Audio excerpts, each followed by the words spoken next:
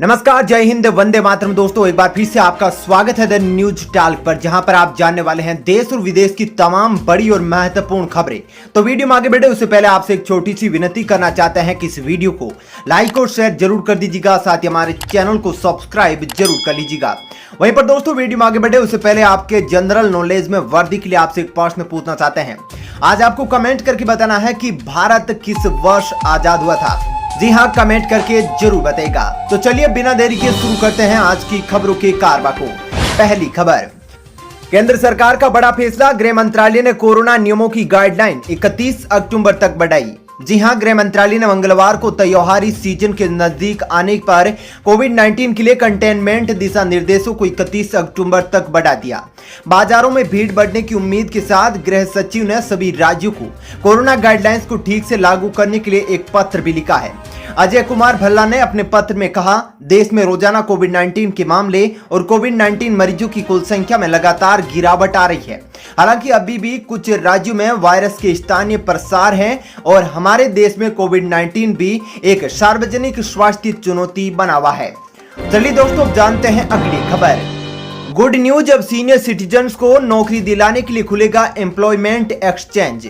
जी हां, देश में सीनियर सिटीजन्स के लिए एक अच्छी खबर है। सरकार वरिष्ठ नागरिकों के लिए एक ऐसा रोजगार एक्सचेंज खोलने जा रही है जिनके द्वारा उनको नए सिरे से नौकरी दिलाने की कोशिश की जाएगी। यह एक्सचेंज 1 अक्टूबर यानी कि शुक्रवार से शुरू होगा। इसके अलावा सरकार ने सीनियर सिटीजन के लिए एक हेल्पलाइन की भी शुरुआत की है। इस एक्सचेंज में सीनियर सिटीजन अपना रजिस्ट्रेशन कराकर अपने लिए रोजगार की तलाश कर सकेंगे। इस तरह का एम्प्लॉयमेंट एक्सचेंज देश में पहली बार खोला जा रहा है। चलिए दोस्तों, जानते हैं अगली खबर। अब डीजीसीए ने 31 अक्टूबर तक बढ़ाया अंतर्राष्ट्रीय यात्री उड़ानों पर प्रतिबंध। जी हां, नागरिक उड्डयन महानिदेशालय डीजीसीए ने मंगलवार को अंतर्राष्ट्रीय वाणिज्यिक यात्री उड़ानों पर प्रतिबंध को 1 महीने यानी कि 31 अक्टूबर 2021 तक के लिए बढ़ा दिया है। बता दें कि अंतर्राष्ट्रीय यात्री उड़ानों पर प्रतिबंध मार्च 2020 से लागू है। हालांकि यह प्रतिबंध अंतर्राष्ट्रीय कार्गो उड़ानों और विशेष रूप से विमानन नियामक द्वारा अनुमोदित उड़ानों पर लागू नहीं होगा। चलिए दोस्तों, जानते हैं अगली खबर। पीएम पोषण शक्ति निर्माण योजना शुरू करेगी सरकार, 5 वर्ष तक के करोड़ों बच्चों को दिया जाएगा मुफ्त में भोजन। जी हां, केंद्र सरकार प्रधानमंत्री पोषण शक्ति निर्माण योजना शुरू करने जा रही है। इसके तहत 5 वर्ष तक देश के करोड़ों बच्चों को मुफ्त भोजन दिया जाएगा। बुधवार को एक कैबिनेट ब्रीफिंग में इसका ऐलान किया गया। केंद्रीय मंत्री अनुराग ठाकुर ने इस योजना के बारे में जानकारी दी है। यह योजना शिक्षा विभाग से जुड़ी है और इसमें देश के करोड़ों बच्चों जो निर्धन परिवारों से आते हैं उन्हें पोषण योजना का लाभ दिया जाएगा। इसके लिए सरकार ने अतिरिक्त फंड का भी निर्णय लिया है। जो बच्चे सरकारी स्कूलों में पढ़ने के लिए जाते हैं उनके लिए यह योजना शुरू की जाएगी। चलिए दोस्तों, जानते हैं अगली खबर। तालिबानी सरकार ने डीजीसीए को लिखी चिट्ठी, कहा भारत और अफगानिस्तान के बीच शुरू हो विमान सेवा। जी हां, अफगानिस्तान की तालिबान सरकार ने भारत सरकार के नागर विमानन महानिदेशालय को पत्र लिखकर भारत और अफगानिस्तान के बीच विमान सेवा को फिर से शुरू करने की मांग की है। बता दें कि अफगानिस्तान में तालिबानी सरकार के गठन के बाद उस तरह से की गई यह पहली आधिकारिक बातचीत है। नागरिक उड्डयन के महानिदेशक अरुण कुमार को लिखा गया यह पत्र 7 सितंबर का है। चलिए दोस्तों, जानते हैं अगली खबर। देश के करोड़ों करदाताओं को बड़ी राहत, पेंडिंग टैक्स के मामले में निपटान की डेडलाइन बढ़ी।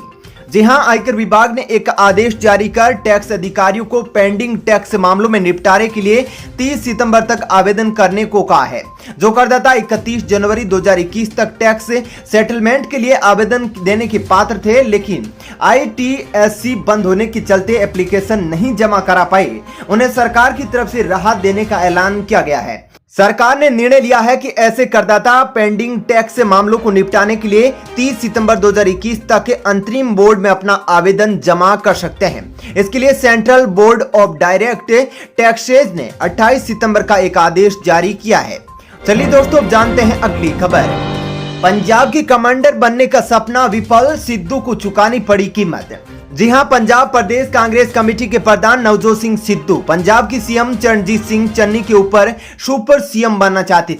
पहले कैप्टन को उतरवाया, फिर जाखड़ व रंधावा को रोका और चन्नी को सीएम बनाकर उनकी डिमांड अपने हाथ में रखने का सिद्धू का सपना 5 दिन में चकनाचूर हो गया। सिद्धू के कहने पर न तो पंजाब का डीजीपी बनाया और ना ही विभाग बांटे। इस तरह गुरु के ऊपर सीएम बनने के सपने की हवा निकल गई और सोमवार रात को ही सिद्धू ने इस्तीफा देने की ठान ली।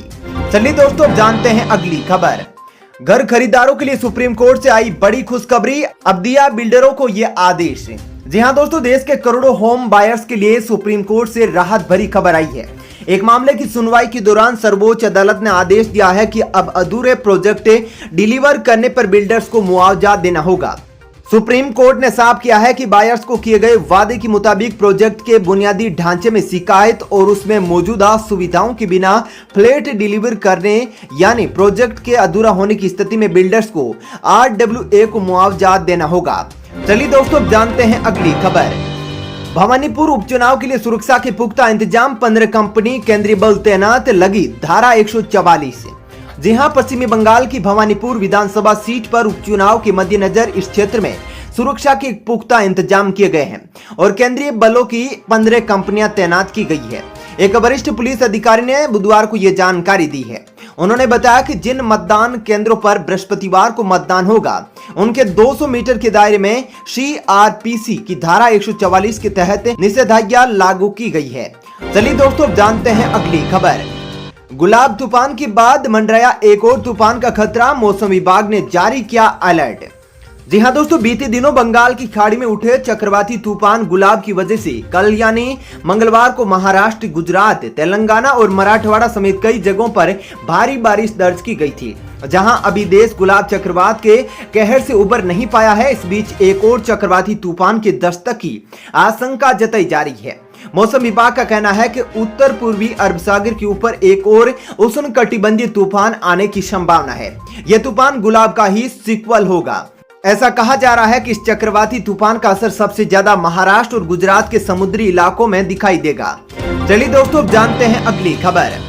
सरकार ने national export insurance account scheme को जारी रखने की दी मंजूरी, 5 सालों में 1650 करोड़ रुपए के होंगे खर्च। जी हां, केंद्रीय कैबिनेट ने बुधवार को national export insurance account scheme NEIA को जारी रखने की मंजूरी दे दी है और अगले 5 सालों में 1650 करोड़ रुपए के ग्रांट इन एड डालने की इजाजत दी गई है। सरकार ने कहा कि इससे 33,000 करोड़ रुपए तक के प्रोजेक्ट एक्सपोर्ट को NEIA का सपोर्ट मिलेगा। चलिए दोस्तों, जानते हैं अगली खबर। पेटीएम ने ग्राहकों को दी बड़ी सुविधा, अब विदेश से सीधे डिजिटल वॉलेट में मंगा सकेंगे पैसे। जी हां, पेटीएम पेमेंट्स बैंक के ग्राहक अब विदेश में रह रहे अपने दोस्तों और रिश्तेदारों से सीधे डिजिटल वॉलेट में पैसा प्राप्त कर सकेंगे। इसके लिए पेटीएम पेमेंट्स बैंक ने रिया मनी ट्रांसफर साझेदारी की है। इसका फायदा 33.3 करोड़ ग्राहक उठा सकेंगे। ये साझेदारी के साथ ही पेटीएम विदेशों से सीधे डिजिटल वॉलेट में पैसा स्वीकार करने वाला भारत का पहला प्लेटफॉर्म बन गया है। चलिए दोस्तों, जानते हैं अगली खबर। बड़ी खबर, 1 अक्टूबर से अपना ATM बंद करेगा ये बैंक, ग्राहकों को फ्री में मिलेगी खास सुविधा। जी हां दोस्तों, स्मॉल फाइनेंस बैंक सूर्योदय स्मॉल फाइनेंस बैंक के ग्राहकों के लिए बड़ी खबर है। सूर्योदय स्मॉल फाइनेंस बैंक 1 अक्टूबर से अपनी ATM सेवाएं बंद कर देगा। बैंक ने कहा कि वह ग्राहकों को अन्य बैंकों के ATM में अपने डेबिट कार्ड उपयोग करने का विकल्प देगा। लेंडर्स 1 अक्टूबर से अपने ATM बंद कर देगा। बैंक ने कहा कि ऑपरेशनल दिक्कतों की वजह से सूर्योदय बैंक का ATM 1 अक्टूबर से काम नहीं करेगा।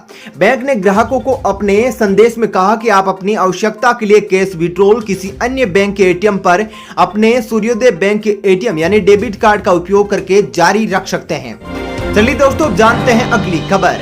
सोने की तस्करी का गजब मामला, पेट के अंदर छुपाकर लाखों का ले जा रहा था सोना आरोपी, पुलिस ने दबोचा। जी हां, सोने की तस्करी में पकड़ा गया आरोपी इम्फाल से दिल्ली जाने वाला था। उसने तकरीबन 900 ग्राम वजनी सोने का पेस्ट अपने पेट के मलाशिये में छिपाया था। इम्फाल एयरपोर्ट पर CIFF और कस्टम के वरिष्ठ अधिकारियों ने एक बड़े सोना तस्कर को गिरफ्तार किया है। यह तस्कर करीब 900 ग्राम से ज्यादा वजन का सोना, जिसकी कीमत लगभग 42 लाख से अधिक की है, उसे पेट के मलाशिये में छिपा कर ले जा रहा था, जिसे पुलिस ने बरामद किया है।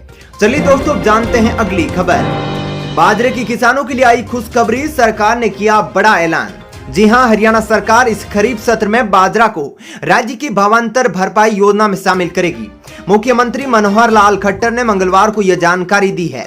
उन्होंने कहा कि इस योजना को लागू करने वाला हरियाणा पहला राज्य बना है। योजना में 21 बागवानी फसलों को भी शामिल किया गया है। खट्टर ने कहा कि केंद्र सरकार ने बाजरे के लिए न्यूनतम समर्थन मूल्य 2250 रुपए प्रति क्विंटल तय किया है। चलिए दोस्तों, फिलहाल इस वीडियो में इतना ही। ऐसी ही खबरें देखते रहने के लिए आप हमारे चैनल को सब्सक्राइब कर ले, साथ ही इस वीडियो को लाइक और शेयर जरूर करें। धन्यवाद।